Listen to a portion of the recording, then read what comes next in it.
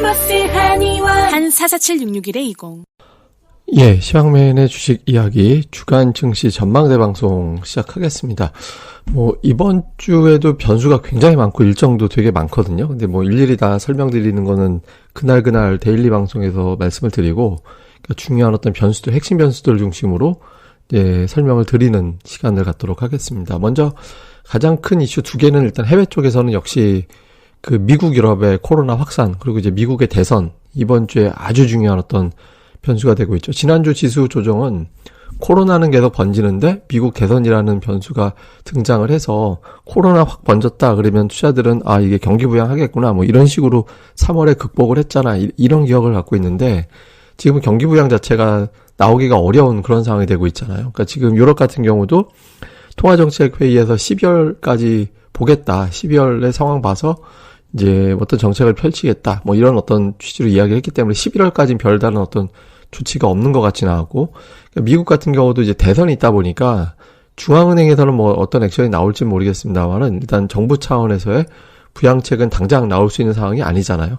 그러니까 이런 상황들이 투자자들에게 이거 봉쇄라는 걱정은 다가왔는데 이걸 갖다 반전시킬 수 있는 재료가 별로 없구나, 이렇게 이제 걱정을 하면서 이제 지수가 크게 밀리는 그런 모습을 보였습니다. 특히 이제 코로나는 유럽은 하루에 한 20만 명 정도 나오는데 지금 예를 들면 프랑스 같은 나라가 하루에 5만 명 정도 나오거든요. 근데 프랑스 인구가 우리나라하고 비슷해요. 그러니까 이제 프랑스가 5,300만 명 정도 되거든요. 우리나라가 하루에 100명 조금 더 되는 정도 나오는데 지금 프랑스는 5만 명 나오니까 우리나라에서 5만 명 나온다고 생각해 보세요. 어마어마하게 나오는 거죠. 그래서 이제 봉쇄 조치 부분적으로 들어가기 시작했죠. 물론 이제 봄 때하고는 조금 다르긴 합니다. 이제 활동 제한하긴 하지만 학교라든가 공공시설은 유지하고 있거든요. 그래서 사망자 비율이 낮고 또 경기에 큰 타격을 줘서는 안 된다, 이런 어떤 인식이 있다 보니까 봄같이 하진 않습니다만 어쨌든 봉쇄하는 국가가 늘어나고 이제 가급적이면 재택근무해라 이렇게 이제 권하고 있기 때문에 사람들이 돌아다녀야 소비 활동이 되는데 돌아다니지 않는 생활로 가고 있잖아요. 그러니까 이런 부분들, 소비 활동이 위축될 수 있다. 이런 부분들이 이제 투자 심리를 위축시키는 그런 상황이 됐죠. 물론 이제 다른 관점에서 보면 봉쇄 조치가 단행되기 시작하면 악재로서는 절정 국면에 접어들었다, 이렇게 볼 수도 있어요. 그러니까 이제 확진자 증가됐을 때는 시장이 그렇게 크게 빠지거나 이제 그러진 않았었거든요. 근데 봉쇄 조치가 단행이 되면서 빠졌잖아요. 근데 이제 봉쇄 조치가 단행이 되면 그 다음 단계로 사실 악재로서 더 큰 악재가 나올 거는 요 재료만 놓고 보면은 별로 없거든요. 그러니까 이건 이제 악재로서는 절정 국면으로 가고 있다, 이렇게 볼 수 있거든요. 그래서 이번 주는 봉쇄 활동했다고 해서 곧바로 확진자가 줄어드는 건 아니기 때문에 이번 주 넘어가고 다음 주 정도부터 봉쇄 효과로 확진자가 꺾이기 시작하면 그러니까 증시가 이제 반등할 수 있는 명분을 갖게 되거든요. 그러니까 이제 투자자들이 이제 한 2주차 정도 넘어가게 되면 일단 절정은 지나가겠구나, 그러면은 이번 주 어느 시점부터는 이제 매수가 들어올 수도 있겠죠. 그러니까 요 흐름이 좀 되게 중요한 것 같습니다. 이번 주 초반은 조금 변동성이 미국 대선하고 겹쳐서 이제 조금 어려울 수도 있겠지만, 그러니까 주중반 넘어가면서 이제 봉쇄가 2주차 넘어가게 되는 그 다음 주에 이제 이런 수치가 꺾이게 될 것으로 기대하는 매수가 가동이 될 거냐, 요게 이제 하나의 어떤 흐름으로서 중요한 게 되겠죠. 그렇다고 V자식으로 시장이 확 올라가기는 쉽진 않을 겁니다. 그러니까 3월 14일에 유럽에서 봉쇄 단행되고 유럽 증시는 곧바로 상승으로 돌아섰거든요. 이제 그때는 이제 미국이나 유럽의 대규모 부양책이 막 시작이 됐잖아요.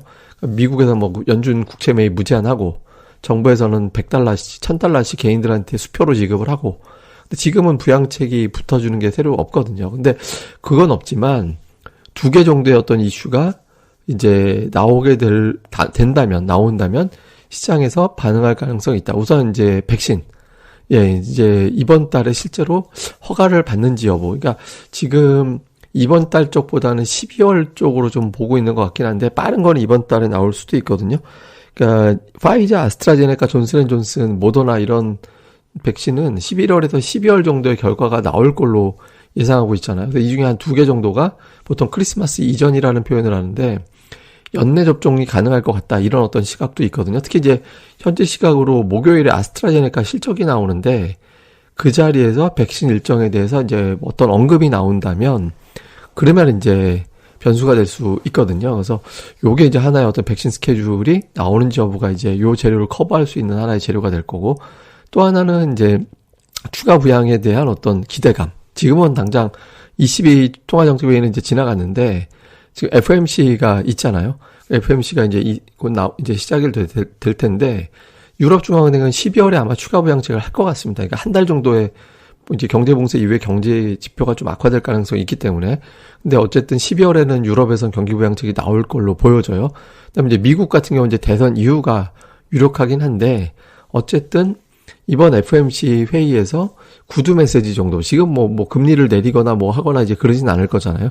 근데 이제 대선 직후에 이제 금융시장이 만약에 혼란하게 된다라면 그 직후에 FOMC가 열리거든요. 여기서 이제 어떤 메시지 정도가 나오면서 조금 시장의 기대감을 한번 높여놓는, 그러니까 그런 흐름이 나올 수도 있거든요. 그래서 백신, 다음에 이제 중앙은행의 부양 관련된 이슈, 요게 이제 어느 시점, 어느 강도로 등장을 해주느냐, 요게 이제 나와주지 않으면 코로나가 당분간은 계속 숫자가, 지금 뭐 사실 저게 하루에 10만 명, 미국은 10만 명 나오는데 저게 10만 명이 하루에 발생하는 게 아니라 지금 20만 명, 몇십만 명 잔뜩 있을 텐데 그걸 찾아내는 게 지금 10만 명이라는 얘기거든요. 그러니까 어마어마하게 지금 확산이 되고 있는 거예요. 그러니까 지금 이게 되게 무섭게 증가되고 있기 때문에, 그러니까 이거를 막아낼 수 있는 재료들이 나와줘야 되거든요. 그래서 이번 주에 이제 백신 플러스 부양 관련된 구두 메시지 이런 것들이 얼마나 좀 나오느냐, 요게 이제 이번 주에 이제 관련된 재료를 희석시킬 수 있는지, 요게 이제 관건이 될 거다. 그리고 이번 주 중반 넘어가서 그러니까 유럽에서의 확진자가 정점을 칠 것으로 기대를 하고 들어오는 매수자가 이번 주 중반 정도에 가동이 될 거냐, 요게 이제 관련해서 이제 중요한 포인트가 될 것 같고요. 다음에 이제 미국 대선은 역시 이번 주 최대 하이라이트 이벤트가 되겠죠. 그러니까 여론조사만 놓고 보면 가닥은 잡혔어요. 예를 들어서 지금 트럼프가 승리할 확률을 보니까 2, 3%밖에 안 돼요. 예, 그리고 이제 바이든이 다수의, 그러니까 뭐 선거인단 이런 거 무시하고 50% 이상 확보할 확률이 97%인가 그렇게 이제 미국에서는 보고 있더라고요. 그러니까 트럼프가 뭐 압승할 확률은 한 1, 2%밖에 안 된다고 그렇게 예상하고 있거든요.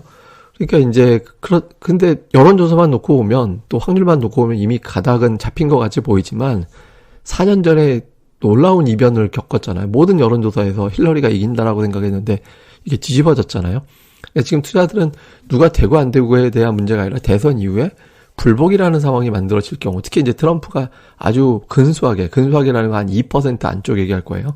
그러니까 그 정도 안쪽으로 패할 경우에 이제 결과 확인 시점까지 불확실성이 굉장히 커질 수 있겠죠. 그러니까 지금 현장 투표 비율이 굉장히, 사전 투표 비율이 높아가지고 사전 투표에서 이제 현장 투표, 사전 투표에 하나는 막 트럼프가 왕창 이겼는데 한쪽에서는 바이든이 왕창 이기는 이런 형태가 돼서 한 2% 접전이다. 이러면 이제 트럼프가 승복 못해. 그러면서 이제 난리가 날 수도 있잖아요. 그러니까 이렇게 될 경우에 이제 투자들이 또 긴장할 수 있겠죠. 그러니까 지금 뭐 플로리다라든가 조지아 이런 데서 이제 소수점 차이로 역전했다가 트럼프가 이제 앞섰다가 다음날 다시 이제 바이든 우위로 올라서고, 또 뭐 애리조나 이런 데는 또 트럼프가 앞선다라는 여론조사도 나오고 있거든요. 그래서 전체적으로는 지금 거의 8% 가까이 이제 바이든이 앞서고 있어가지고 뭐 그렇게 크게 이게 뒤집힐까 싶긴 한데, 이번 주에 여기 또 좁혀지는 듯한 어떤 느낌의 보도가 나온다라면 이제 좀 극단적인 전망이 나올 수도 있겠죠. 그러니까 우리가 좀 참고를 해볼 게 2000년도 11월 7일 그때 부시하고 그 엘고어하고 이제 붙었을 때잖아요. 근데 그때 11월 7일에 대선이 치러졌는데 선거 직후에 재검표에 또 재검표를 이제 단행을 하면서 논란이 됐었어요. 그래서 이제 그때 최종 확정이 언제가 됐었냐면 12월 13일에 됐어요. 그러니까 11월 7일에 선거였는데 12월 13일에 고어가 승복한다. 이게 그때 막 대법원 가고 난리가 났었잖아요. 그래서 승복한다라고 발표하면서 마무리가 됐거든요. 그러면서 이제 S&P 500 지수가 당시에 선거 직후에 월말까지, 그러니까 11월 이제 7일 딱 선거 끝나고 나서 월말까지 한 6% 정도 빠졌었어요. 예, 그러면서 그때 당시에 좀 시장이 혼란했었거든요. 그러니까 12월에도 뭐 이제 선거 끝나고 나서도 이제 엘고가 패한 거 확정되고 나서도 그때 뭐 다른 어떤 이슈로 빠진 게 있었으니까 시황도 좀 그렇긴 했었습니다만, 어쨌든 선거 불확실성 때문에 한 달간 증시가 그때 직후에 좀 고전을 했었거든요. 그러니까 근데 다만 이번 같은 경우는 사전 투표율이 지금 거의 뭐 8천만 명, 제가 이 방송 나갈 때 되면 또 달라졌을 것 같긴 한데 어쨌든 그 정도 이상으로 지금 높아지고 있고요. 그다음에 바이든 승리 가능성이 상당히 높다. 이런 평가가 나오고 있거든요. 그러니까 4년 전에는 여론조사상으로는 힐러리가 앞서긴 했지만 힐러리의 약점이 있었어요. 그러니까 비호감도 이슈가 있었잖아요. 그리고 당시 힐러리가 이제 선거 직전에 이메일 파문이 있었잖아요. 이메일 파문 같은 어떤 이슈가 있어가지고 호감도보다 비호감도가 높았던 후보였어요. 여론조사상으로는 이기긴 했지만. 근데 지금 그러니까 바이든은 호감도하고 비호감도하고 이렇게 비교를 해보면 호감도가 높다라고 얘기하는 사람이 적게는 1%, 많게는 플러스 16%. 그러니까 이 사람에게 호감이 있습니까? 뭐 호감이 없습니까? 이렇게 했을 때 호감이 있습니다라는 쪽의 우위가 1에서 또는 16%포인트 정도 높게 나와요. 그러니까 바이든은 호감도가 힐러리보다 되게 높아요. 50이 넘어가는 사람이거든요. 그러니까 최근에 보면 평균적으로 한 9% 정도 순호감도가 높대요. 예, 바이든 같은 경우는. 그런데 지금 트럼프는 비호감도가 22%포인트가 더 높아요. 예, 그러니까 오히려 이제 지금 봐서, 물론 이제 그때도 트럼프는 이제 비호감도가 높긴 했는데, 지금 같은 경우는 상대 후보가 호감도가 훨씬 더 높은 사람이기 때문에, 지금은 좀 뒤집어지기 쉽지는 않을 것 같다. 물론 이제 대선이라는 특성상 뭐 압도적인 차이가 나오기는 어렵겠지만, 지금으로서는 좀 뒤집기는 어렵겠구나. 이런 인식이 현재까지로는 조금 더 큰 것 같습니다. 근데 이제 이거보다는 이제 최근에 의회 선거, 그러니까 상원이 과연 민주당으로 넘어갈 거냐. 그러니까 그렇게 상원까지 넘어가서 대규모의 부양이 속도감 있게 나오는지를 투자자들은 기대를 하고 있는 거잖아요. 그래서 이제 상원에서 이제 민주당이 이기고, 그다음에 대통령 선거에서 바이든이 이기고, 이 흐름이 만약에 나오게 된다면 시장은 생각보다 빠르게 올라가는 그런 형태가 될 것이고, 그다음에 이제 만약에 이제 불복하는 상황이 생겨버리면 이제 조금 예를 들어서 한 2, 3% 정도로 지지율에서 지고, 그다음에 선거인단에서 한 10% 차이로 밀리는 거 정도로 나오게 된다면 이제 트럼프가 불복하는 형태가 될 거기 때문에, 이렇게 된다면 뭐 이달 중순, 최소 중순 때까지는 시장이 좀 흔들릴 가능성은 있겠죠. 그래서 근데 이건 어쨌든 일정만 채우면 되는 재료잖아요. 일정만 채우면 불확실성이 해소가 되는 그런 상황이 되기 때문에 뭐 어쩔 수 없이 이제 선거다 보니까 이제 막바지 변동성 요인은 어쩔 수 없겠지만, 또 그 전까지는 온갖 걱정을 많이 하는 투자자들의 이슈를 좀 반영하는 그런 상황이 만들어질 거니까 이제 시장에 좀 변동성이 클 수밖에 없겠지만, 이제 일정만 채우면 되는 재료다. 이제 우리가 이렇게 보면서 좀 무난하게 이제 일정이 좀 넘어가길 그렇게 이제 기대를 좀 해봐야 될 것 같습니다. 그 다음에 이제 수급으로 보면 지난주 외국인 투자자들은 그런대로 평탄하게 매매하다가 후반에 뭐 엄청나게 팔았죠. 그러니까 지난주 외국인 투자자들이 그냥 사실 이번 달, 그러니까 10월에 외국인들이 매도가 아니었는데 매도로 바뀌어버렸잖아요. 그래서 목요일, 금요일 이틀 동안 1조 5천억 원. 그러니까 마치 3월에 시장 엄청나게 매도할 때 같이 물량을 세게 던지면서 개인 투자자들이 코스피 시장에서만 이틀 동안 2조 5천억을 사버리는, 2조 4천억 정도를 매수해버리는 그런 상황이 만들어졌거든요. 그러니까 유로화가 약세 보이고 달러가 강세 보이는 환경이 만들어지고, 또 코로나에다가 이제 미국의 대선까지 겹치다 보니까 이제 안전자산으로 가자. 그러니까 이런 어떤 선호도가 만들어지면서 이제 시장이 밀린 거잖아요. 사실 기업들의 실적이 되게 좋았고, 경제 지표도 굉장히 잘 나왔고, 골드만삭스라든가 이제 모건스탠리죠. 모건스탠리라든가 몇몇 해외 IB에서 우리나라 증시 또는 경제가 좋아질 거다, 이런 어떤 취지의 어떤 언급들을 되게 많이 한 상황이었거든요. 그래서 우호적인 재료가 많았지만, 그러니까 봉쇄가 확대되면서 이제 외국인들 자금이 확 이탈하는, 이제 매도가 되는 이런 형태가 나왔고, 기관들도 또 이제 변동성 요인에 일단 현금화에 주력하자 이렇게 되면서 빠져나갔죠. 근데 글로벌 펀드 자금은 일단 유입이었고요.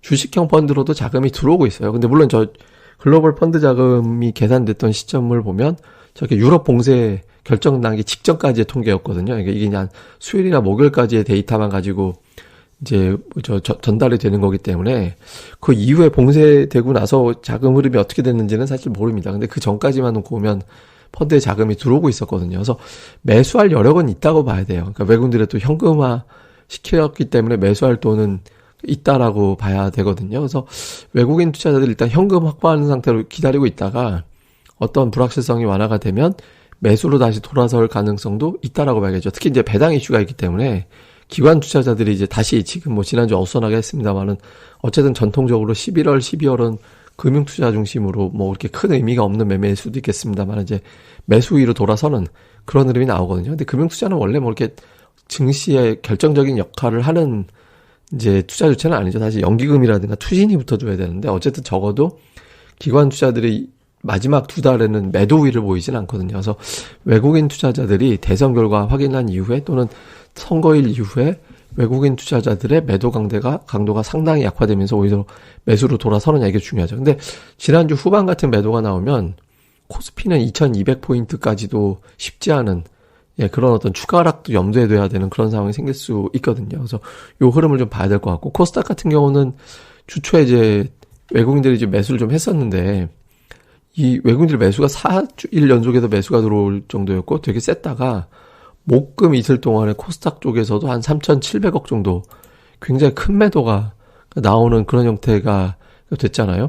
근데 이제 다만 이제 양도세 이슈가 또 코스닥의 발목을 좀 잡았었는데 이게 이제 조금 달라졌거든요. 그러니까 분위기 봐서 뭐 잠시 후에 또 설명드리겠습니다만 요게 이제 양도세가 유예 쪽으로 가닥을 잡은 것 같다. 이런 내용들의 보도가 주 후반에 나오기 시작했잖아요. 그래서 코스닥 수급은 조금 안정될 여지도 없잖아 있습니다. 그러니까 이번 주에 이제 외국인들 매도만 조금 부드러워지면 반등을 시도할 여력은 있거든요. 앞서 말씀드린 대로 주식형 펀드에 자금이 들어왔고, 그다음에 이제 또 제2의 동학개미 운동 뭐 이런 것들이 이제 시장 밀리면 또 그게 다시 가동될 수 있잖아요. 그래서 그게 이제 나올 수 있으면 될 것 같은데 이게 지금 여기서 근데 만약에 코스닥이 조금씩 빠지면 신용 물량 털리가 계속 이어질 가능성도 있습니다. 그러면 막 2시 구간 넘어가면서 뚝 빠지고 이런 패턴이 좀 반복될 수도 있거든요. 그래서 이번 주에 일단 코스닥 시장은 외국인들의 매도가 진정되면서 이제 좀 반전을 시도하는 흐름이 이제 양도세 이슈가 좀 완화가 돼주고 요 재료를 빌미 삼아서 나와줄 수도 있습니다. 그러니까 요번 주에 코스닥 시장의 움직임 이제 좀 재료 그러니까 어떤 외국인들의 수급도 중요하지만 이제 양도세라는 어떤 변수가 어떻게 흘러가는지 요거 좀 잘 봐야 될 것 같아요. 그러니까 지금 양도세는 이제 지난주 계속 중요한 변수로 작용을 했거든요. 지금 당국 입장은 3억 원인데 정치권에서는 기존 10억 원을 유지하면서 유예하는 쪽을 이제 유예할 것 같다. 3억 원으로 내리는 거를 요런 분위기로 가고 있잖아요. 물론 이제 이게 3억이든 10억이든 무관하게 매물 자체는 연말에 원래 나와요. 개인 투자들이 최근에 7, 8년 동안에 12월에 매수한 적이 없었잖아요. 그런데 이제 종목당 3억 원과 10억 원을 매물로 느끼는 부담 강도 자체가 다르거든요. 그러니까 개인 투자를 한 종목에 10억 이상 갖고 있는 거는 쉽지 않거든요. 3억은 올해 뭐 대형 바이오주라든가 뭐 이런 종목에서 좀 제법 많을 텐데 10억으로 높여놓으면은 절대적인 이제 구성 자체는 더 많이 줄어들게 되거든요. 그래서 좀 유예로 가닥을 잡을 경우에는 이게 이제 매도가 많아진다라는 측면보다는 걱정했던 투자자들이 이제 기다렸다가 많이 빠졌으니까 이제 매수해도 되겠구나 이런 어떤 동기부여가 될 수 있거든요. 그래서 이번 주에 실제로 양도세 유예 쪽으로 가닥이 잡히는지 이게 아직은 뭐 이렇게 우리가 결론을 본 게 아니기 때문에 그 내용에 따라서 코스닥 시장의 흐름이 조금 달라질 수 있다. 이제 이렇게 보면 될 것 같습니다. 그다음에 이번 주는 크게 봤을 때는 뭐 앞서 말씀드린 대로 대선이라는 일정이 있고요. FMC 있고 미국과 코로나의 유럽의 코로나 확산, 그다음에 이제 백신, 경제 지표 또 이번 주에 뭐 이제 일자리 지표라든가 이런 것들도 집중적으로 나오게 되거든요. 그러니까 딱 들어봐도 이게 재료가 뭐 간단한 재료가 하나도 없잖아요. 그러니까 증시가 평범하게 가기는 애초부터 힘든 그런 어떤 한 주가 될 수밖에 없겠죠. 근데 일단 주 후반이 되면 이제 가장 큰 변수 일단 미국 대선이 마무리가 되거든요. 그리고 이제 대선 마무리가 되면서 그게 이제 결과를 뭐 바로 우편 투표가 또 있어가지고 결과를 바로 볼 수 있지는 모르겠습니다만 어쨌든 뭐 출구조사니 뭐니 해가지고 이제 그런 어떤 여론조사 결과 같은 걸 우리가 대충 좀 알 수는 있겠죠. 그러니까 그렇게 되면서 어쨌든 격차가 좀 나는구나라는 분위기가 되면 불확실성이 완화가 될 수 있거든요. 그 즈음 되면 또 이제 재료가 유럽에서 경제 봉쇄를 취하면서 이제 바로 확진자가 지금 꺾일 리는 없겠지만 다음 주 정도 되면 꺾일 수 있겠구나 이런 기대감이 또 가동이 될 수 있거든요. 그래서 이번 주는 이제 주 초반보다는 그러니까 주 중반 이후 이제 그때부터 이제 움직임이 나오느냐. 이게 이제 만약에 안 좋게 되면 이번 주 넘어가서 다음 주에 또 이제 만기일 있잖아요. 그러니까 만기 때까지 다음 주까지 시장이 그냥 굉장히 흘러내릴 수도 있거든요. 그러니까 뭐 그게 좀 풀리기 위해서는 이번 주 중반 정도에 시장의 어떤 반전의 모멘텀을 확보해야 된다. 그러니까 이게 지금은 뭐 빠졌다 올랐다 이게 막 등락이 좀 엇갈리면서 이제 혼란스러울 수 있겠지만 이번 주 중반 넘어가면서 센 매수가 한번 들어오는 그런 흐름이 나오는지 여부가 되게 중요합니다. 근데 어쨌든 상원 선거 결과까지 확인이 돼서 이제 경기 부양의 기대감으로 작용하는 상황이 만들어지는지 여부가 되게 중요합니다. 근데 일단 증시가 그래도 뭐 터무니없이 3월같이 빠지지는 않겠다라는 기대를 거는 게 실적하고 지표가 괜찮잖아요. 그러니까 지난 주말에 뭐 미국의 빅테크주들이 많이 빠졌잖아요. 뭐 애플, 뭐 이게 아마존, 뭐 이런 종목군들이 많이 빠졌거든요. 페이스북 이런 종목군들. 그러니까 이런 종목군들이 빠졌지만 그 기업들의 실적은 되게 잘 나왔었어요. 예, 우리나라 기업들도 지금 뭐 자동차니 IT니 화학이니 철강이니 뭐 실적 다 좋아요. 예, 그러니까 대부분 다 예상치를 상회하고 있거든요. 그러니까 미국 지난주에 빅테크주들 빠진 이면에는 또 어떤 해석도 있냐면, 물론 이제 옵션이다 뭐 이런 게 이제 청산됐다 이런 것도 있지만, 제가 어제도 주말 미증시 마감 방송에서도 설명드렸습니다만은, 시가총액 31위부터 60위까지의 종목은 미증시가 금요일에 그렇게 빠졌는데도 불구하고 15개 빠지고 15개가 올라갔어요. 그리고 올라가고 내려가고 평균치를 쫙 계산해 보니까 그 30개 종목은 오히려 플러스였어요. 평균 수익률이. 근데 1위부터 30위까지는 하락 종목이 훨씬 더 많았거든요. 상승이 6개, 하락이 24개인가 그랬잖아요. 대형주 중심으로 빠졌는데, 이게 이제 한편으로는 바이든 승리를 보고 빅테크주들 이제 증세가 되잖아요. 그러니까 증세가 되는 상황 때문에 갈아타기성 물량도 좀 나온 게 아닌가? 그러니까 이런 어떤 추정도 되거든요. 그러니까 어쨌든 뭐 그거는 우리가 모르는 거고, 중요한 건 어쨌든 기업들의 실적이라든가 최근에 지표는 괜찮았다. 그러니까 예상보다 잘 나오고 있기 때문에 경기 자체를 당장 현재 시점은 우려할 사항은 아닌 것 같고, 그리고 이제 그 코로나가 이제 빨리 꺾여준다라면 이제 2차 경기 침체, 2차 딥, 그러니까 이것까지 나오지 않을 거다. 근데 이제 만약에 코로나가 안 꺾이면 지금 4분기가 또 2차 딥이 될 가능성도 생기는 거거든요. 그래서 요게 이제 다음 주에 꺾일 건 이제 확진자가 좀 꺾이는지 여부가 되게 중요합니다. 근데 어쨌든 현재로서는 요 기대감을 좀 갖고 있는 거죠. 그러니까 모건 스탠리라든가 클레디 스위스 이런 데서는 우리나라 경제 증시에 대해서 굉장히 우호적으로 평가하고 있잖아요. 그리고 이제 마이너스 성장 국면은 일단 넘어가서 우리나라 같은 경우는 내년도 초부터 이제 경제가 사실상 이제 정상화 국면으로, 코로나 이전 국면으로 회복한다, 이런 어떤 주장들이 나오고 있거든요. 그래서 지금은 뭐 단기적인 변동성 요인만 좀 제거가 되면 매수가 이제 붙을 수도 있는 상황이긴 합니다. 그러니까 어쨌든 이번 주에 미국과 유럽의 확산이 부분 봉쇄가 단행이 되면서 과연 정점을 찍어주는지 여부, 요게 되게 중요하다. 만약에 이렇게 된다면 뭐 지표, 실적 개선 대비 낙폭이 컸다라는 인식으로 주중반 이후에 좀 매수가 이제 붙을 수 있기 때문에 요 흐름이 이제 좀 주목을 해봐야 될 것 같습니다. 근데 이제 선거도 꼬이고, 이제 미국이나 유럽에서도 이제 좀 확진자 추이가 이번 주에 예를 들어서 미국이 막 12만 명, 15만 명 이렇게 나와버리고 그러면 다음 주까지도 조금 고전하게 되는 그런 상황이 될 수 있겠죠. 그래서 요런 어떤 흐름 되게 중요하게 좀 봐야 될 것 같습니다. 근데 어쨌든 좀 이런 와중에서도 종목들별로 기회는 좀 잘 삼아봐야 되거든요. 그러니까 최근에 이제 매수입이 상대적으로 강한 업종들, 그러니까 지난주 같은 경우는 시장이 되게 많이 빠진 것 같이 보이잖아요. 근데 코스닥 같은 경우는 업종별 등락률을 보면 통신 장비가 제일 많이 빠졌습니다. 업종당 4.9% 빠졌고요. 오락문화가 4.4% 빠졌는데, 조금 덜 빠진 게 제약이 2% 정도, 반도체가 0.3%밖에 안 빠졌어요. 지난주에 코스닥에서는. 코스피 같은 경우는 지난주에 플러스 난 업종도 있었어요. 의약품 업종이 1.8% 올랐거든요. 그리고 조금 덜 빠진 게 자동차 0.5%, 운송장비 업종이 0.5% 정도밖에 안 빠졌습니다.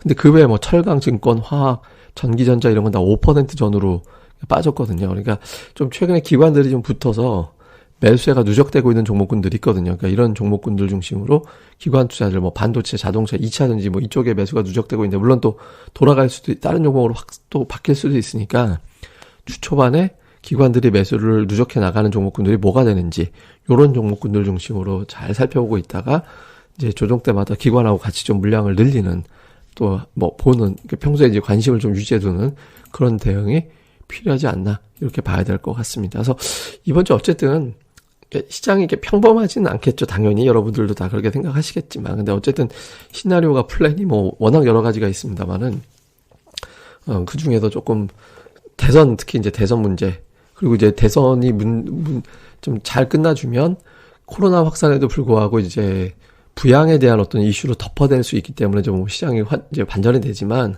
대선이 어중간하게 끝나면 대선 플러스 또 코로나가 더해지는 그런 상황이 생길 수 있거든요. 또 요 이슈가 어떻게 되는지, 요거 제가 이제 수시로 이번 주 내내 이제 방송으로 전달을 해드리도록 하겠습니다. 그리고 참 최근에 제가 계속 그 엔딩송 해드리고 있잖아요. 그러니까 이게 의미가 있어요. 왜냐면 제가 이제 주식을 할 때 하면서 이게 정신적으로 사람들이 되게 많이 힘들어하는 걸 많이 보게 되잖아요. 그러니까 이게 여유가 없어서 그래요. 그러니까 이제 수익이 나는 사람들은 나는 사람대로, 손실 나는 사람들은 손실 나는 사람대로 좀 여유가 있으면 좋겠거든요. 근데 뭐 그게 말이 그렇지 뭐 하나 가지고 여유를 찾을 수가 없잖아요. 그러니까 이제 근데 이렇게 음악 하나 들으면 그게 좀 마음이 조금 풀리는 느낌이 들더라고요. 그래서 제가 이제 앞으로도 계속 매일 엔딩송을 넣으려고 할 거니까 이제 좀 그냥 마음 좀 편안하게 하는 계기가 좀 되셨으면 좋겠습니다. 예, 그럼 또 오늘 하루 또 잘들 보내시고요. 저는 또 다음에 뵙겠습니다. 감사합니다.